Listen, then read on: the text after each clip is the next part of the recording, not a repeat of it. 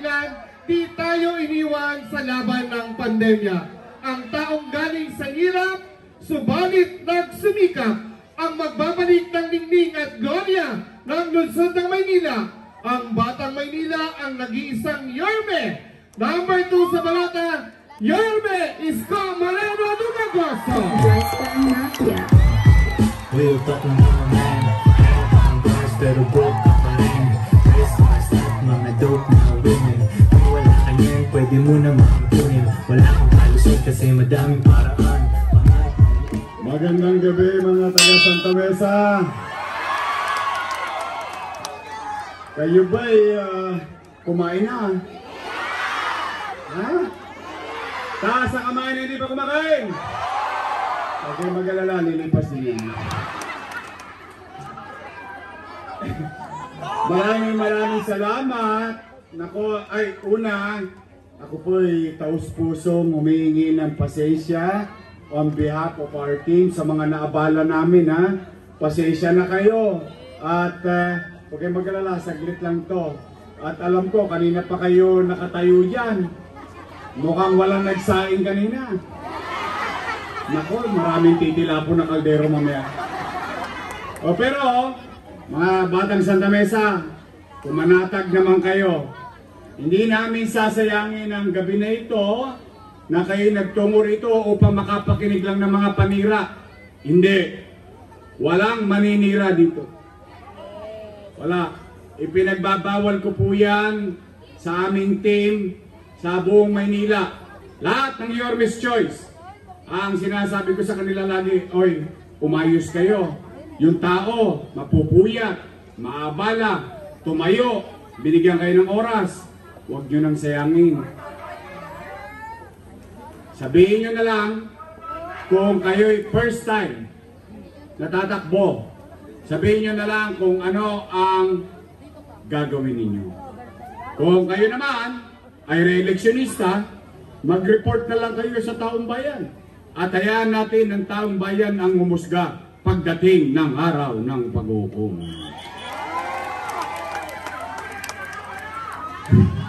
Thank you.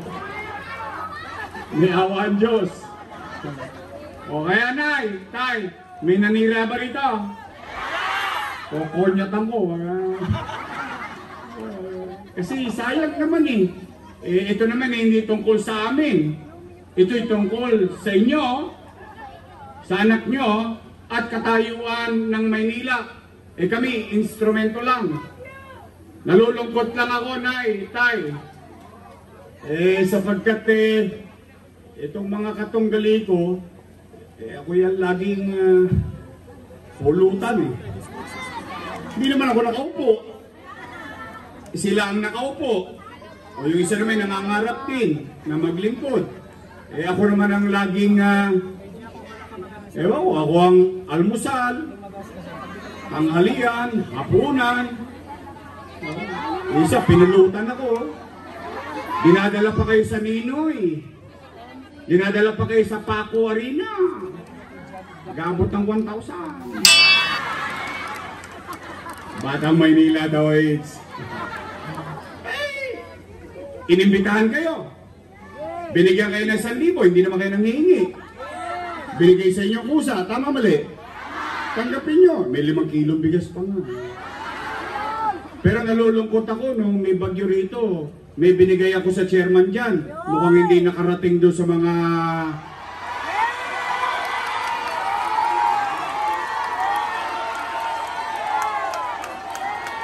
alam na alam nyo ah. Ngayon ko lang nalaman eh. Kaya tama pala yung sinasabi ni Congressman Joey Uy. Nalubak? Yun naman ako hindi nakaupo. Naalala ko lang lagi ang damka pagka bagyo talaga. Ito unang sinasalanta ng San Juan River. Ang relasyon ko sa inyo mahabang panahon na. Vice Mayor pa ako. Pero itong nakaraan naawa naman ako. Sabi ko, Chairman, ito sa mga tanod mo. Sa kagawad mo. Tapos ito para doon sa mga nasalanta. Hindi yata umabot. Talaga?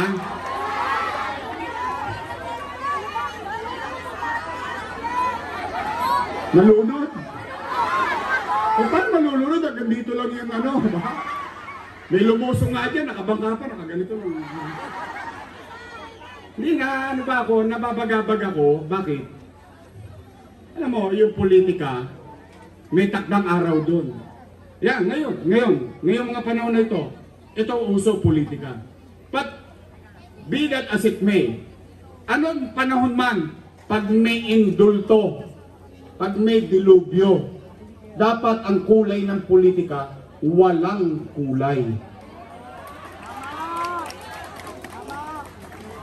Kapitbahay mo yan, dapat ikaw ang unang nagmamalasakit yan. Tama ba? Yung pa pala una ng bukol sa inyo? Kaya pala parang namamaga mga ulo nyo. Nabukulan kayo. Nagulat ako, sinabi sa akin ni Crucial Elmer pare. But anyway, huwag kayong mag-alala. Malapit na. 21 days na lang. Handa na ba kayo? Ha? Kaya lamang,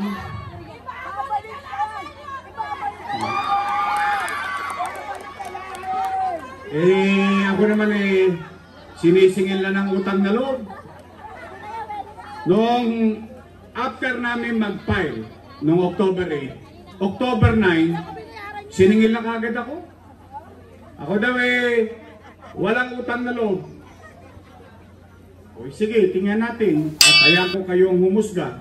Alam po ninyo, Nay, ang ipinayo sa amin ng nanay ko at ng mga matatanda, ang utang na loob ay walang katapusang bayaran. Yan, paniwala kong personal. Kanya-kanya naman tayong paniwala. Ibig sabihin, hindi natatapos ang pagbayad ng utang na loob. At gusto ko rin malaman ninyo, sa akin yung marinig, malaki ang utang na loob ko kay Danny Lacuna. Alam niyo yan, mga taga-Damka, mga batang Santa Mesa. Alam niyo yan, hindi ko yan kinubli, hindi ko yan tinanggi, ni minsan, hindi ko yan itinago. In fact, bilang pagtanaw ng utang na loob kay Danny Lacuna, inaruga ko naman ang kanyang mga anak. O tingnan natin kung totoo ba. Kayo po ang husga, no? Dahil at the end of the day, kayo rin naman ang magdidesisyon. O tingnan natin, ha? Kung totoo ba, for 20 years,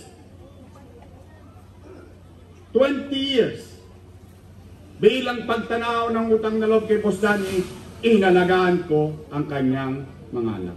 Una, Philip Lacuna. Nakaupo? Nakaupo. At ipinagyayabang pa niya, siya raw ang author. Sabi niya, batas ko ang pagpapataas ng pensyon ng senior citizen. Ginawa na raw 1,000. Wow! May team song ako dyan. Bakit ngayon ka lang dumating sa buhay ko? Mamukat-mukat mo. Ginawa nyo nga 1,000, pero yung hindi butanteng senior na may sakit, tinanggal nyo naman sa pensyon. Gusto nyo palang gawing 1,000, sana nung pagkaupo ninyo, tinaasan nyo na. Bakit ngayon lang? O, nakaupo? Pangalawa, Lay Lacuna. Nakaupo? Nakaupo. Pangatlo, Dennis Lacuna. Nakaupo? Pangapat, asawa ni Ape, head ng Manila Health Department. Nakaupo? At mga bata sa Santa Mesa, yan ang muna kong tatanggalin pag nakabalik ako. Bakit? Ako ba'y galit sa kanya? Hindi po. Ito, i-address ko to sa mga bata, ha? Mga batang Manila. Yan ang nagpahirap sa lolo nyo, sa lola nyo, sa nanay nyo, sa tatay nyo, kung saan magpapacheck up lang sa health center, kailangan naka-online schedule pa. Wow! St. Luke's? Eh, paano kung wala kang cellphone? Paano kung wala kang load? Ito malupit. Paano hindi ka marunong mag-online? Paalam na aking ina. At yan din ang nagtanggal ng health center dito sa Pamana. Sinarado? Bakit? Eh, ang dami-daming tao rito. Kung meron mang nakakaalam, bukod sa alam kong personal, kung meron man nakakaalam na maraming tao dito nakikinabang dyan, eh taga rito, kapitbahay nyo nga, dyan lang eh, oh. They should know better than me. Why close it? Bakit pinayagan ng chairman nyo? Eh kapakinabangan ng utaw yan. Huwag kayong mag-alala, ibabalik ko yan.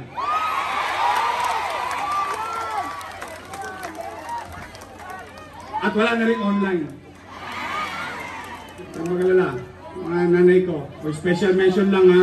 Shout out sa mga lolo't lola ko, mga nanay tatay ko, senior citizen. I love you.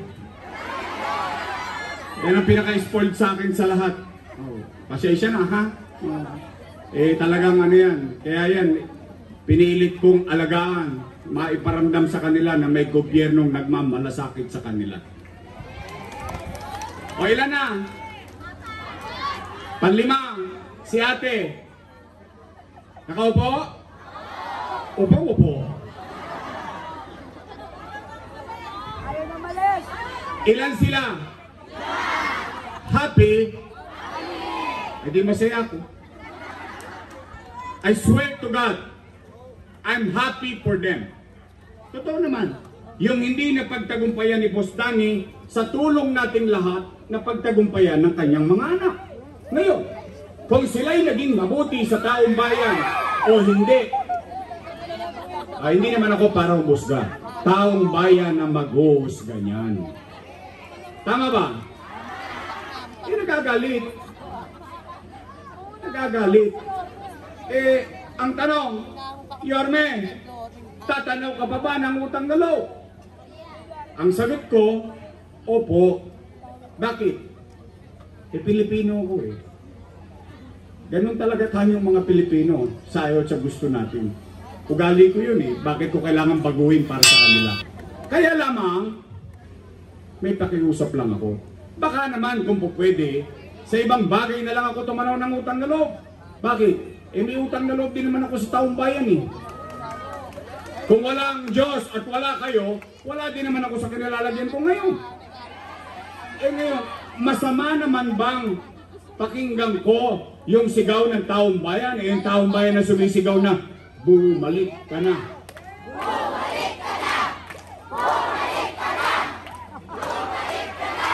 Huwag yung masyadong lakasan. Baka madinig kayo sa bakod. At sigawan ni Kaya, wala na makalag! Napanood niyo?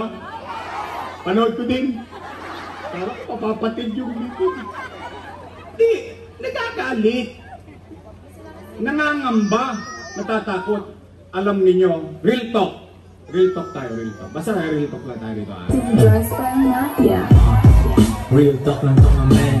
Meron pang bars pero broke na pa rin. Kapag ang isang leader naging mabuti sa kanyang tungkulin sa taong bayan, wala siya dapat ipangamba. Kahit matulog na siya, kahit hindi na siya makita ng tao, iboboto siya ulit ng taong bayan. Kung nagagalit, ako pulutan, magbibigay lang ng 1,000. Araw-araw na. Sa totoo lang, eto na ya, hindi lang ako naimik eh. Yung ginagawa nila ngayon, bawal na yun. Hindi lang ako naimik eh. Bakit? Eh matalino naman ang mga taga Maynila eh. Ang balita ko naman, magagaling naman kayo, di ba? Naintindihan nyo naman kung sino ang tapat at totoo. Oh, nice. Ano ba sinasabi? Araw-araw na lang. Si Yorme, maraming iniwang. Talaga nagpunta kayo? Alam na alam nyo eh. Sige. Okay lang. Oh, sige, Nay. Atay, utang. Sige, tingnan natin. Hayaan mo kayong mumusga. Real talk lang tayo ha. May naririnig ba kayong panira so far? Wala pa naman, ano? Okay, tuloy lang. Taas ang kamay ng may anak dito. Real talk lang. Taas ang kamay ng may anak. May anak kayo. Nay, tay. Kapag walang makakain ng anak ninyo, gagawa nyo ng paraan. Uy. Hindi nga. Iraraos nyo? Gagawin nyo ang lahat, maitawid nyo lang ang mahal nyo sa buhay? O yun din ang ginawa ko bilang ama ng 2 milyong Manileño nung panahon ng pandemya. Nay, tay, nung binoto ninyo ko na mayor noong 2019, wala kayong narinig sa akin na itinuro ko ang daliri ko sa nagdaan, sa sinundan ko. Hindi ko sinisi yung sinundan ko na walang iniwang pera sa akin. Wala, nag-move on na ako kagad. Bakit? Bumoto na kayo ng mayor na bago eh. Binoto nyo na ako, di cargo ko na lahat ng responsibilidad noon. Tama, mali? Anong una kong ginawa? Nilinis ko Maynila. Dinidisiplina ko Maynila. Kinakalawit ko yung mga tolongges. Kaliwat kanan hanggang madaling araw. Mapapanatag ko lang ang pamumuhay ng Maynila. In fact, you can research this. Pwede nyo po ito i-google dahil public naman ito. Nay, tay, in fact, yung nangyayari sa Maynila became a national policy. Ibig sabihin, pinagagaya ng DILG yung ginagawa sa Maynila, ipagawa sa buong bansa. Tinutularan na tayo. Lumilipad na tayo. Umaayos na tayo unti-unti. Boom! Bigla tayo nabangga. Panis. Anong nangyari? Nagkaroon ng pandemya. Tanong, mahulaan ko ba na magkakapandemya? Anong sinabi ko? Pandemya, magla-lockdown. Di naman ako nagkukubli sa tao eh. Takot na takot ang tao baka mamatay sa COVID-19. Takot na takot ang tao. Nangangamba baka magutom. Kasi magla-lockdown. Mawawalan ng trabaho. Anong sinabi ko? Sa Facebook. Sinabi ko, Nay, Tay, mga lolo't lola ko, mga batang Maynila, sabi ko, pumanatag kayo, huwag kayong mag-aalala. Pag ako, wala nang mauutangan, wala nang maibebenta, nakita nyo itong relo ng City Hall, ipatatas ako to kay tambunting makaraos lang tayo. Totoo, sinabi ko yun. Bakit? 2 milyon. 2 milyong damdamin, 2 milyong buhay umaasa sa kanyang gobyerno. Ano ang masamang epekto ng pandemya? Wasak ang ekonomiya. Walang hanap buhay. Walang trabaho. Pag walang trabaho, walang pitsa. Pag walang pitsa, walang chicha. Tama mali?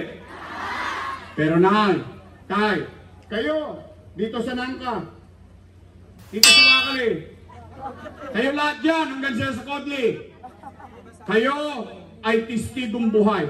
Dahil yung ibang testigo ko, patay na. Ang magagawa, nagka-COVID eh. Pero kayo na mga nangabuhay dito, at least, masasabi ninyo, nung pandemya, walang nagutom sa lungsod ng Maynila. Mayaman, middle class, mahirap, bawat pamilya may food box. Tama mali? Nakuha nyo? Hindi pa nga nauubos yung food box, dumarating na naman yung food box. Kaya nga iba nagbebenta na sa online. Okay lang, kasi sabi ko, huwag yung sisitayin, binigay na natin sa kanila yan eh. Tama mali? Walang pinili. Per family, not household. Ibig sabihin, sa isang bahay, maaaring 2-3 pamilya, 2-3 food box din. Tama mali? Buwan-buwan. Yan ang kwento. 700,000 families. Lagyan natin ng kwenta. Ito ang kwento na may kwenta. 700,000 families. times 1,000 na lang. No, magka? Patay. Ang daming zero. 700 million pesos. Marami? Marami? Marami. Times 8 months. 8 times 7. 5.6.